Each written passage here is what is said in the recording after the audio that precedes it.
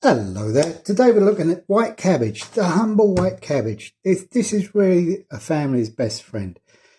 You can use it as salads, you can use it as vegetables, you can use it as a main course. It's just so versatile and so cheap and really good for you.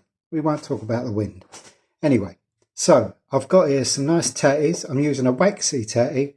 So a rooster, got some onions, some leeks, some carrots all chopped up, nice bit of celery, some crushed garlic, a good handful, about 150 grams of bacon.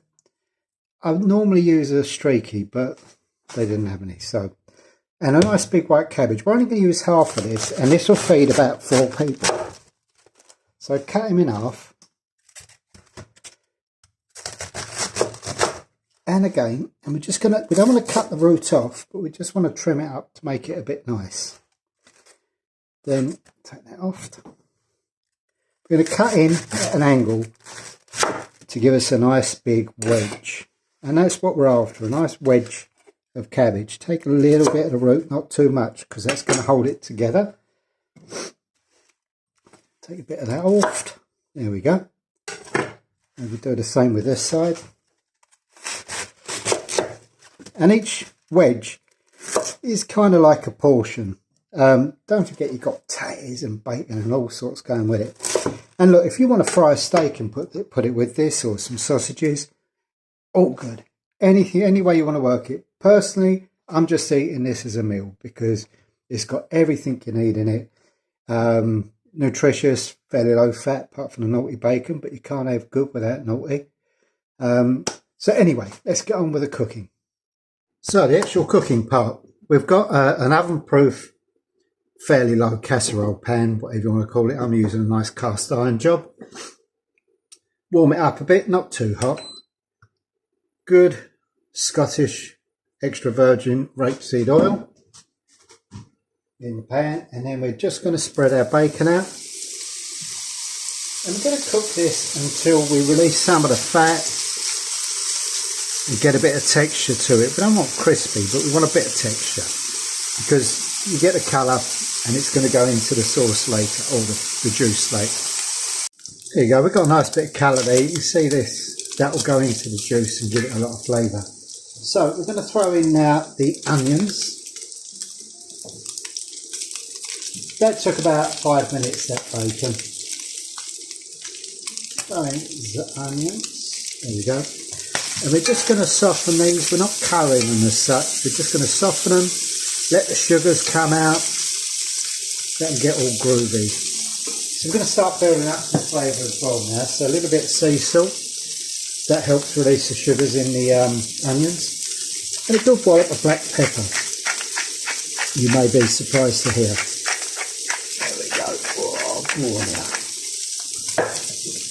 A little bit of Italian seasoning or dried mixed herbs. Just a sprinkle, it's about a teaspoon I suppose. Then we're going to cook this out for about 2-3 minutes now. There we go, it's been a few minutes now. I'm throwing in a bay leaf and I'm taking that bit of garlic, putting that in. We're going to continue cooking this just for a wee while. Let the garlic lose its rawness. About 2 minutes, I suppose. Okay, that nasty raw smell's gone now. Here's an optional bit. I'm putting in about half a glass of white wine. You can, or you don't have to. It's up to you. There happened to be a little bit sitting there. So that's in. You could use a little bit of cider. That'd be really nice, actually, with the bacon. But and we're just going to let all of that white wine disappear. That'll take a minute or so. Right, so that's gone down a bit. You can see how it's taken up the colour from the stuff in the pan. And what we're going to do now is just lift out these onions and bacon. You haven't got to get them all, just most of it. Put that to one side. Now, in the pan, we're going to put our cabbage. Like so. There you go. Nice bits of cabbage, and then we're going to put our bits of tatty. They're just wedged up, nothing fancy. This is real country sort of cooking, farmhouse food, good for the soul. There we go. On there we're going to put some carrots, celery, and leeks. Spread all that around. Now we're going to put our gubbins back on, our onion, garlic, bacon and herbs. Just spread that around. Spread the love. There we go. Now, I've got about 1.5 pints of chicken stock here. Just going to throw that in.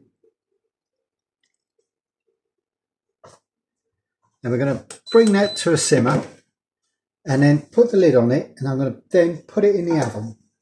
Now, I'm going to cook it at about 180 for about an hour. You can do it at 150 for 2 hours, or, you know, adjust it to how you want it, and also to what time you want to eat, because you could pop this in a slow pot and go out for the day, come back and you've got a beautiful meal. As I say, you can cook a piece of meat to go with it, but honestly, I think this is good enough as it is. So we'll just have a look when it's boiled again. There we go, you can see that it's just starting to come to the boil. So we're going to pop our lid on. That's going to go in the oven for about an hour, 180 degrees. As I say, you can do it at a lower temperature for longer, higher temperature for quicker. You could even do it on the stove, but I wouldn't recommend that. So I'll bang it in the oven. We'll have a look in a little while. There we go, that's been an hour in the oven. It all looks nice and cooked. Yep, tatties are soft. All the flavours have mixed up. You can see how the cabbage, you've still got that nice big piece, all nice and soft. So I'm just going to dish this up and dive in. Don't forget, you want to put a bit of roast meat with that, or anything you can. I'll be honest though, it is a good meal in its own. Give this a try. Don't overlook the humble white cabbage. It is your real friend, especially when times are hard.